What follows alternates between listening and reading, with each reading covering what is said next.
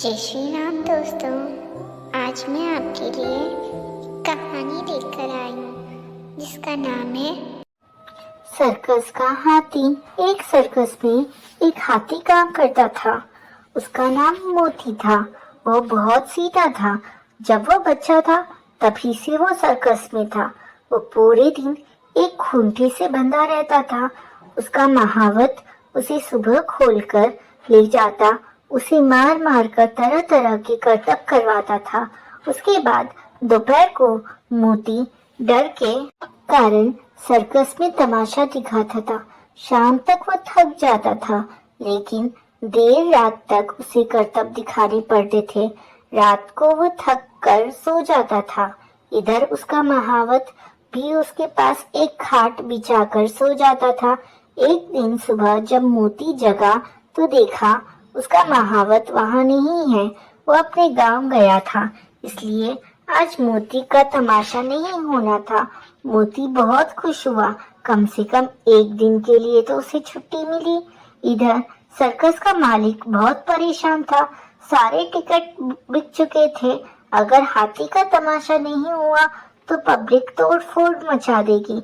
नटखट बंदर अपने पिंजरे में उछल कूद मचा रहा था। मोती कहता है, नटखट आज तो मेरी छुट्टी है, मेरा महावत तो गांव चला गया। इस पर नटखट कहता है, क्या बात करते हो भाई, भला ये सर्कस का मालिक कभी छुट्टी दे सकता है? वह कुछ ना कुछ इंतजाम कर ही लेगा। तो मोती कहता है, लेकिन मैं तो बस महावत के इशारे पर नाचता हूँ और मैं उसके ही इशारे समझता हूँ। अब मैं तमाशा कैसे करूँगा? तब नटखट कहता है, भाई हम तो मजबूर है, पिंजरे में बंद है, लेकिन तुम इतने बलशाली होकर भी एक खूंटे से बंधे रहते हो। क्या तुम नहीं जानते, अगर तुम जरा सी जान लगाओ तो रस्सी तोड़कर भाग सकते हो, तुम्हें कोई रोक भी नहीं पाएगा। मोती कहता है, वो तो ठीक है, लेकिन मैं जाऊंगा कहाँ? मैंने तो जब से होश संभाला है अपने आप को खूंटी से बांधा ही पाया है। यही महावत मुझे खाने को देता है, मारता है, करतब करवाता है। कभी कभी मन तो करता है कहीं भाग जाऊं। तब नटखट कहता है, भाई एक काम करो, आज रात को अपना खूंटा उखाड़ देना, फिर मेरे पिंजरे की सलाखें चौड़ी कर देना। मैं तुम्हारी पीठ पर बैठ जाऊंगा, फिर हम दोनों जंगल में चलेंगे। मुझे ये वहीं से पकड़ कर लाए थे, ऐसे दोनों का भला हो जाएगा। मोती कहता है, लेकिन अगर किसी को पता लग गया तो बहुत बुरा होगा। मेरा महावत लोहे की नुकीली सुरैयां चुबा चुबा कर खून निकाल देता है। बस यही तो फर्क है। तुम इतने ताकतवर होकर भी छोटे से इंसान से डर रहे हो, नटखट कहता है। उसकी बातें सुनकर मोती के अंदर हिम्मत आ जाती है। इधर सर्कस का मालिक किसी दूसरे महावत को एक दिन के लिए बुला लेता है, लेकिन उसके इशारे मोती समझ नहीं पाता और गुस्सा होकर उसे बहुत मारता है। मोती रात को अपने खूंटे से बंधा रो रहा होता है। तभी नटखट कहता है, भाई रोने से कुछ नहीं होगा, इतने बड़े शरीर का फायदा उठाओ, मेरा पिंजरा तोड़ दो और वो सामने का फाटक एक टक्कर से गिर जाएगा। फिर हम दोनों जंगल में चले जाएंगे, वहाँ तुम मजे से रहना, सारा दिन खाना खाना और कोई रोकने टोकने वाला भी नहीं होगा। रात को मोती ऐसा ही करता है। दोनों सर्कस से भागकर रात भर चलते रहते हैं और शहर से जंगल में पहुंच जाते हैं। वहां पहुंचकर मोती बहुत थक जाता है। वो एक पेड़ के नीचे आराम करने लगता है। नटखट बंदर भी उसी पेड़ की एक डाल पर आराम करने लगता है। सुबह दोनों एक दूसरे से विदा लेकर अलग अलग हो जाते हैं। मोती सारा दिन खाने की तलाश में घूमता रहता है। उसे जंगल की घास और फल अच्छे नहीं लगते। उसका महावत उसके लिए अलग अलग से खाना तैयार करके देता था। मोती को उसी की आदत लग गई थी। दोपहर के समय मोती पानी पीने नदी की ओर जाता है। वहाँ मगरमच्छ होते हैं जो मोती को खाने के लिए उसके पीछे लग जाते हैं। मोती किसी तरह भागकर अपनी जान बचाता है। इसी तरह शाम हो जाती है। वो थक कर एक पेड़ के नीचे आराम करने लगता है। तभी हाथियों का एक झुंड वहां पानी पीने आता है। मोती कहता है, भाइयों, मैं भी तुम्हारा साथी हूँ, मुझे भी अपने झुंड में शामिल कर लो। तब एक हाथी कहता है, नहीं, हम जंगल के हाथी हैं और तुम सर्कस के, तुम्हारा हमारा क्या मेल, हम तुम्हें अपने साथ रखेंगे, कोई मुसीबत आई तो तुम बचना भी नहीं जानते, तुम्हारे चक्कर में हम भी शिकारी की गोली का निशाना बन जाएंगे। यह सुनकर मोती उदास हो जाता है। वो अकेले पेड़ के नीचे बैठा रहता है। अगले दिन वो नटखट बंदर को ढूंढने निकल जाता है, लेकिन वो कहीं नहीं मिलता। इसी तरह 2 दिन बीत जाते हैं। मोती कमजोर होने लगता है क्योंकि जंगल का बेस्वाद खाना उसे अच्छा नहीं लग रहा था। एक दिन वह धीरे धीरे चलता हुआ सर्कस के गेट पर पहुंच जाता है। वहां जाकर वो गेट पे आवाज लगाता है। उसकी आवाज सुनकर सर्कस का मालिक और उसका महावत दोनों आ जाते हैं। महावत मोती को देखकर बहुत खुश होता है और कहता है, मुझे पता है नए महावत ने तुम्हें बहुत मारा, इसलिए तुम चले गए थे, लेकिन मेरे बिना तुम रह नहीं पाए, इसलिए वापस आ गए। आखिर हमारा तुम्हारा बचपन का साथ है। महावत मोती को वापस लाकर खूंटे से बांध देता है। कुछ ही देर में मोती देखता है कि नटखट बंदर भी अपने पिंजरे में बैठा है। मोती कहता है, अरे तुम यहाँ कैसे? तब नटखट बंदर कहता है, मैं तो 2 दिन पहले ही आ गया, वहाँ कोई भी जानवर मुझसे बात नहीं करता था, तक कि दूसरे बंदरों ने तो मुझ पर हमला कर दिया। वे कहते हैं हम सर्कस के जानवर हैं, उनके साथ नहीं रह सकते, इसलिए मैं वापस आ गया। मोती कहता है, हाँ भाई, हम यही ठीक है, अब हमारा यही घर परिवार है, अब बस अपना काम अच्छे से करते हैं जिससे हमें ढंग से खाना मिल सके और मार भी कम पड़े। अकेले उस आजादी में रहने से इस परिवार में रहना ज्यादा अच्छा है। इसके बाद मोती अपने महावत की हर बात मानने लगा और महावत भी अब मोती को नहीं मारता था। दोस्तों, इस कहानी से हमें यह शिक्षा मिलती है कि असली सुख हमें हमारे घर में ही मिलता है। जय श्री कृष्णा, राधे राधे। दयालु भोला हाथी। एक बार की बात है, एक जंगल में एक हाथी रहता था जिसका नाम भोला था। वो बहुत ही दयालु था। भोला हाथी ने जंगली रास्ते पर गिरे हुए पेड़ों को रास्ते से हटाने का काम ले रखा था। बारिश और तेज आंधी की वजह से बहुत से पेड़ रास्ते पर गिर गए थे और उन्होंने रास्ते को बंद कर दिया था। भोला ने गिरे हुए पेड़ों को अपनी मजबूत सूंड से पकड़कर हटा दिया और उन्हें साइड में कर दिया था। अब वो उन्हें एक गड्ढा बनाकर एक बड़े गड्ढे में डालकर अपना काम खत्म करने जा रहा था। भोला हाथी का यह काम देखकर उसके पास ही खड़ा उसका साथी कालू भालू खुशी से बोला, शाबाश भोला, अपना काम खत्म कर ताकि हम जाकर अपनी मजदूरी ले सके और मजे कर सके। यह सुनकर भोला ने एक बड़ा सा गड्ढा उठाया और एक गड्ढे तक ले गया, लेकिन उसने गड्ढा गड्ढे में नहीं गिराया। उसके साथी कालू भालू ने इशारा किया कि गड्ढा फेंक दे, पर हाथी गड्ढे को अपनी सूंड में थामे खड़ा रहा। कालू गुस्से से चिल्लाया, लेकिन भोला खड़ा रहा। आखिर परेशान होकर कालू आगे बढ़ा और उसने गड्ढे के भीतर झांका तो उसे भोला हाथी के इस व्यवहार का कारण पता लगा। नीचे गड्ढे में एक हिरन का छोटा सा बच्चा मौजूद था। वो शायद उस गड्ढे में गिर गया था, लेकिन वो निकलने में असमर्थ था। भोला हाथी ने तुरंत ही अपनी सूंड में दबे लकड़ी के गड्ढे को एक तरफ रखा और अपनी सूंड से हिरन के बच्चे की तरफ बढ़ा दी। हिरन का बच्चा सूंड का सहारा पाकर उस गड्ढे से बाहर निकल आया। कालू भालू भोला की यह दयालुता देखकर उसे सराहे बिना ना रह सका। दोस्तों, इस कहानी से हमें यह सीख मिलती है कि दयालुता और सहानुभूति का सही समय पर किया गया कार्य किसी की जिंदगी बदल सकता है। हमें अपने आसपास की समस्याओं को समझने और दूसरों की मदद करने का प्रयास करना चाहिए। जय श्री कृष्णा। राधे राधे। चतुर बंदर और गधा भोलू की मस्ती। चंपकपुर जंगल में जानवरों की मस्ती का कोई जवाब नहीं था। यहाँ के जानवर हंसी खुशी अपना जीवन बिताते थे। जंगल के दो सबसे मजेदार साथी थे, मोंटी बंदर और भोलू गधा। मोंटी अपनी चतुराई और मजाकिया हरकतों के लिए मशहूर था, वहीं भोलू अपनी भोली भाली बातें और अजीब आदतों के लिए। एक दिन मोंटी ने सोचा, चलो आज भोलू को एक मजेदार सबक सिखाया जाए। उसने जंगल के बीच एक पुरानी घंटी देखी। मोंटी ने भोलू से कहा, भोलू भाई, यह घंटी जादुई है। इसे पहनने से तुम सबसे तेज दौड़ने वाले गधे बन जाओगे। भोलू ने आश्चर्य से पूछा, सच? क्या मैं जंगल का सबसे तेज जानवर बन जाऊंगा? इस पर मोंटी ने सिर हिलाते हुए कहा, बिल्कुल, लेकिन शर्त यह है कि घंटी को बजाकर अभ्यास करना होगा।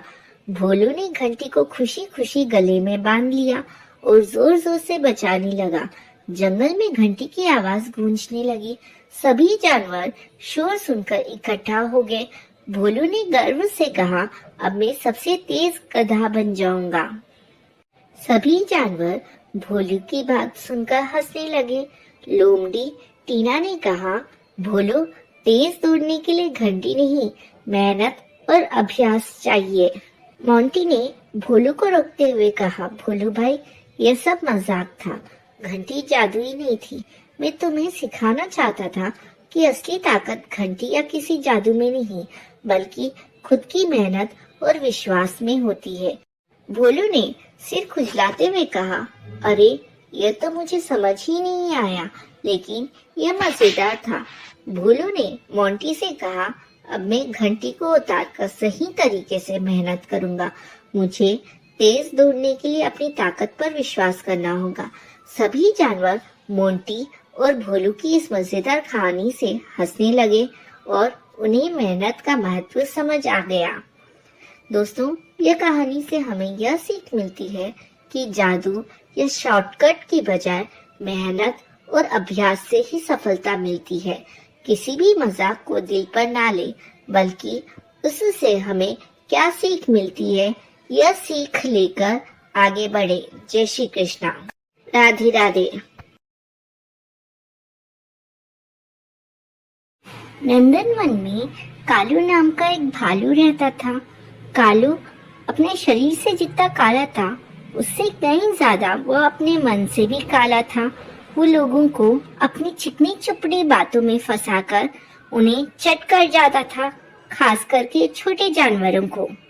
उसी जंगल में मोटू और छोटू नाम के दो खरगोश भी रहते थे। देखने में वे जितने छोटे थे, अकल में उतने ही अधिक बुद्धिमान थे। उन दोनों में दोस्ती भी खूब थी। दिन भर दोनों मिलकर उछल कूद मचाते और खेलते रहते थे। वो दोनों एक दिन बात कर रहे थे। बातों ही बातों में कालू भालू का जिक्र आया। तब छोटू खरगोश ने कहा, सच में कालू भालू कितना बदमाश है। वो कितना मासूम लोगों का फायदा उठाकर उन्हें चट कर जाता है, खास करके छोटे जानवरों को। और जब हमें पता है कि वो ऐसा है, तो फिर भी हम क्यों उसकी चिकनी चुपड़ी बातों में आ जाते हैं। हमें उस कालू भालू को सबक सिखाना चाहिए। यह सुनकर मोटू खरगोश ने कहा, सच कहा तुमने, हम उसे सबक सिखाएंगे। और उन दोनों ने एक योजना बनाई। कुछ दिनों बाद जब वो एक पेड़ के नीचे विश्राम कर रहे थे, उन्होंने कालू भालू को आते हुए देखा।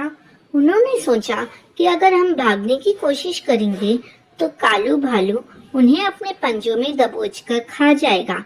इससे अच्छा है वो उन्हें अपनी योजना अनुसार बात करके उसके जाल में फंसा ले।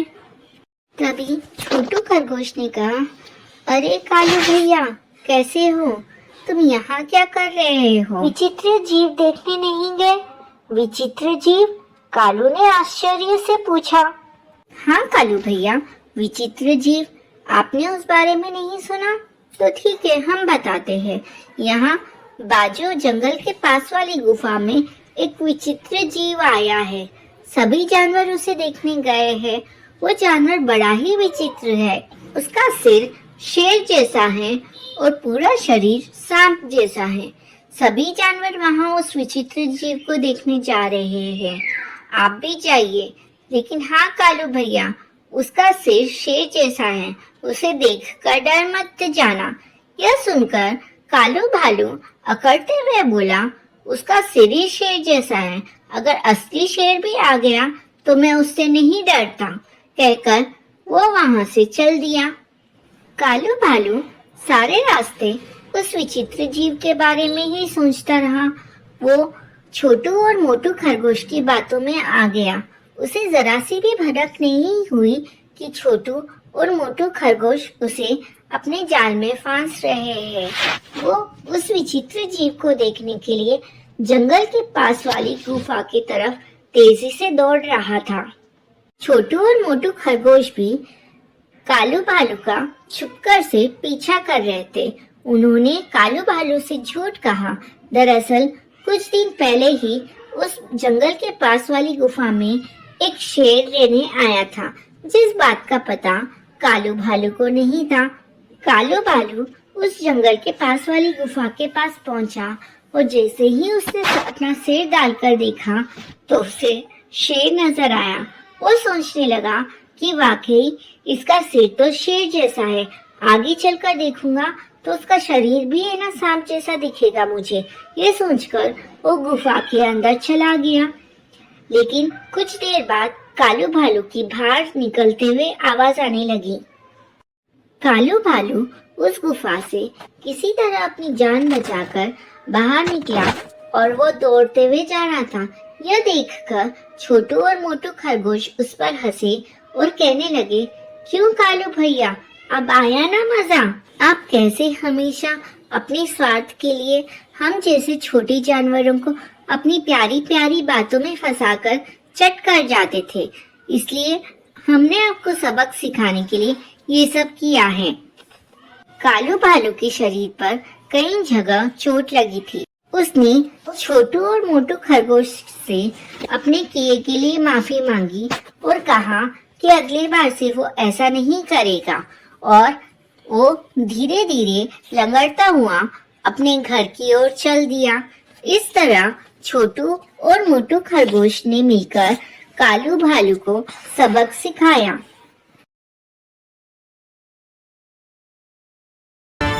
बंदर की पिटाई। एक जंगल में एक बंदर रहता था। उसका नाम था चिंकू। चिंकू अपने आप को बहुत होशियार समझता था। वह हमेशा जंगल के भोले भाले जानवरों को बेवकूफ बनाकर उनके खाने पीने के सामान पर हाथ साफ करता रहता था। एक दिन जंगल के सभी जानवरों ने मिलकर फैसला किया कि चिंकू को जंगल से बाहर निकाल दिया जाए, क्योंकि जंगल में उसे छोड़कर बाकी सब बहुत ईमानदार थे। जंगल के राजा शेर सिंह ने सभी जानवरों को पंचायत में बुलाया और कहा कि चिंकू, हम सब ने यह फैसला किया है कि तुम्हें जंगल छोड़कर जाना होगा, क्योंकि तुम जंगल के भोले भाले जानवरों को अपनी बातों के जाल में फंसाकर उनसे खाने पीने का सामान ऐंठते रहते हो। इस पर चिंकू कहता है, महाराज, मुझे माफ कर दीजिए, मैं आगे से कभी भी ऐसा नहीं करूँगा। इस पर शेर सिंह कहता है, इसलिए तो तुम्हें जंगल से निकाल रहे हैं, तुम कहीं और जाकर रहो।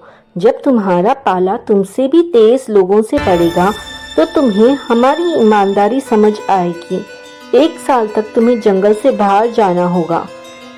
इस पर चिंकू चुपचाप अपनी सजा सुनता रहा। फिर वह बेमन से जंगल छोड़कर शहर आ गया।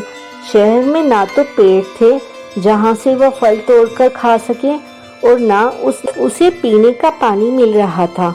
दुकानों में रखे फलों को उठाने जाता तो दुकानदार लट्टू लेकर उसके पीछे भागता।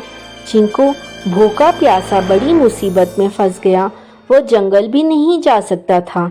एक दिन जब एक दुकानदार रात के समय अपनी दुकान बंद कर रहा था तो चिंकू चुपचाप एक खाली फलों की टोकरी में छिपकर बैठ जाता है।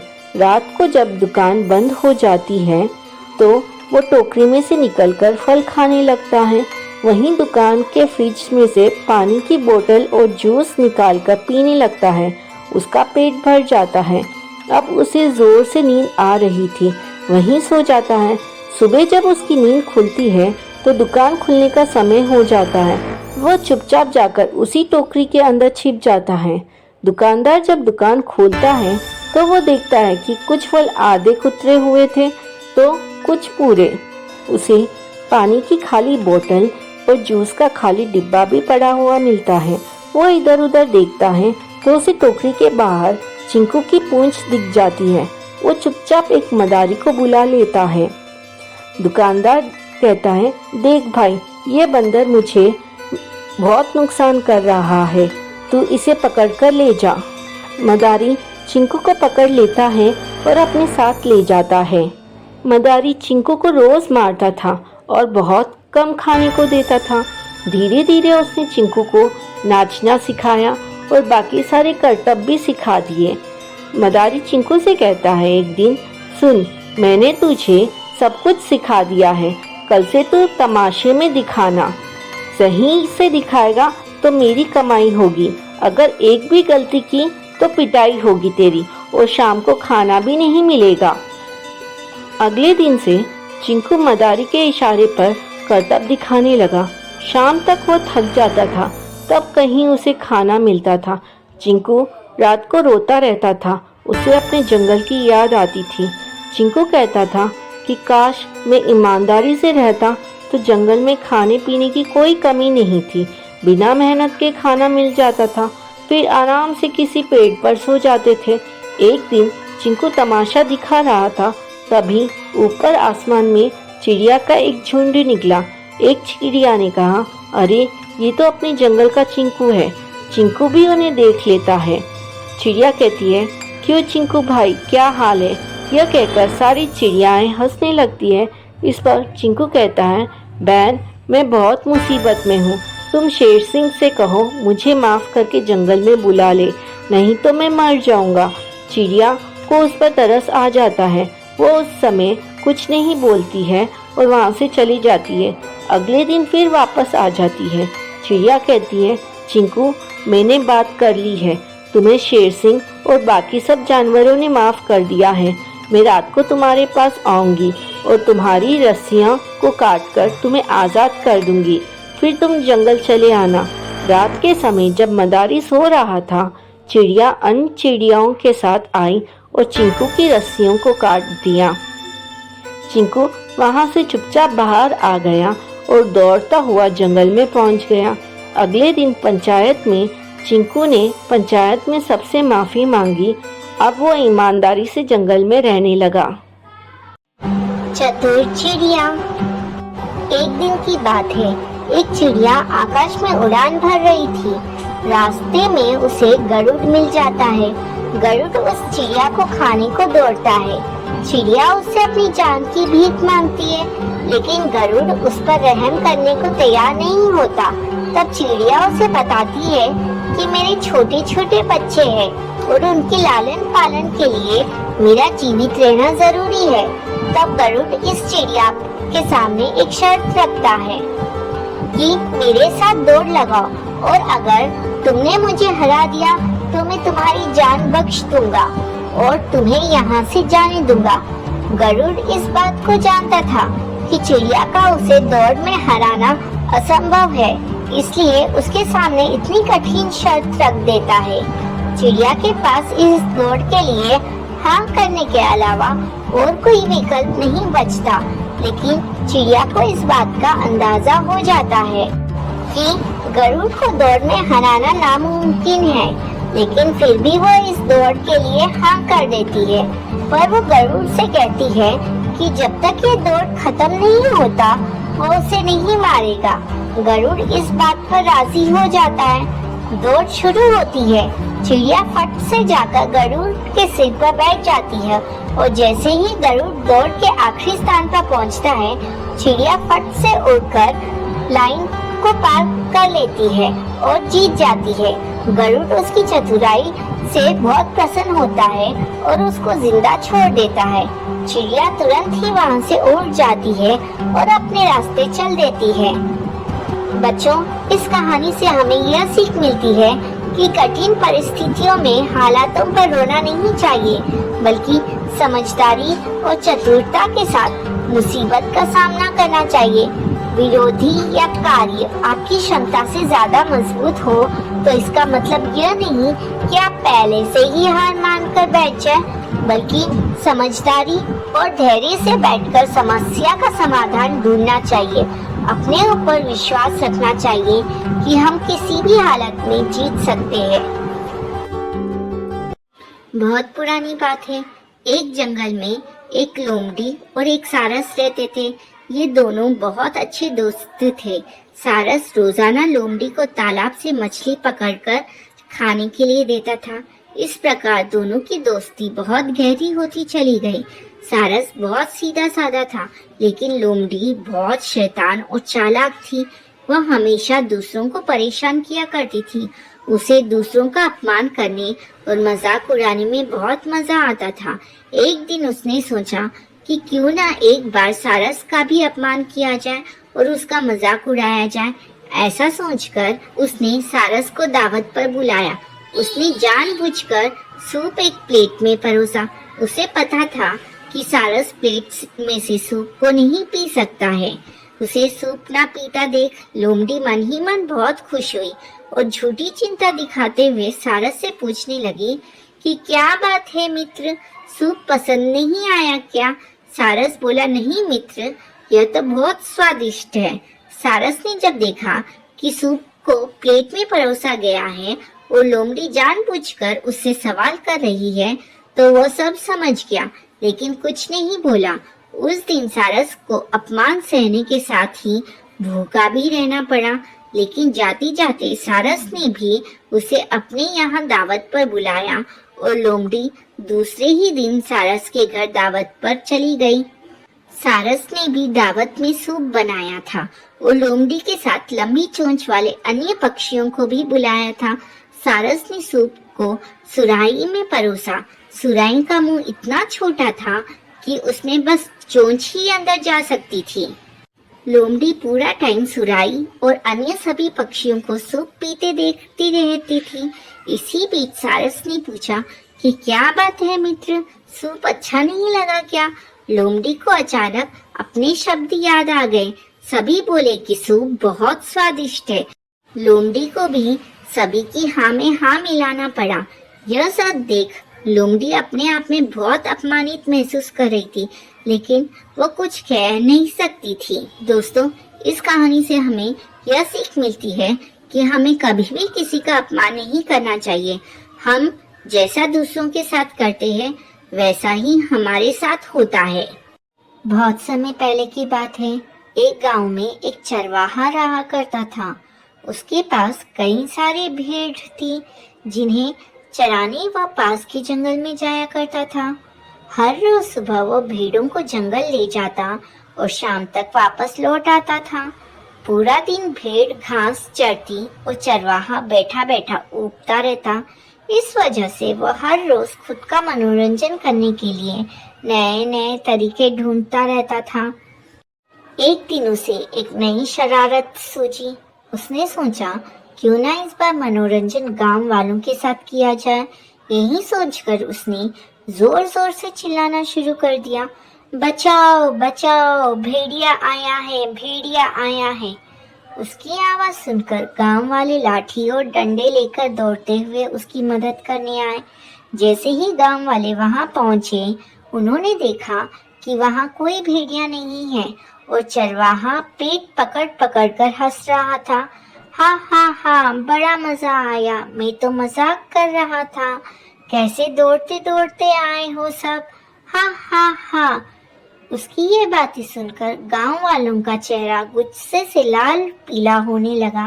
एक आदमी ने कहा कि हम सब अपना काम छोड़कर तुम्हें बचाने आए हैं और तुम हंस रहे हो। ऐसा कहकर सभी लोग वापस अपने काम की ओर चले गए। कुछ दिन बीतने के बाद गांव वालों ने फिर से चरवाहे की आवाज सुनी, बचाओ बचाओ, भेड़िया आया है, बचाओ। ये सुनते ही वो फिर से चरवाहे की मदद करने के लिए दौड़ पड़े। दौड़ते दौड़ते आवाज गांव वाले वहां पहुंचे तो क्या देखते हैं? वो देखते हैं कि चरवाहा अपने भेड़ों के साथ आराम से खड़ा है और गांव वालों की तरफ देखकर जोर जोर से हंस रहा है। इस बार गांव वालों को और गुस्सा आया। उन सभी ने चरवाहे को खूब खरी खोटी सुनाई, लेकिन चरवाहे को अकल न आई। उसने फिर 2-3 बार ऐसा ही किया और मजाक में चिल्लाते हुए गांव वालों को इकट्ठा कर लिया।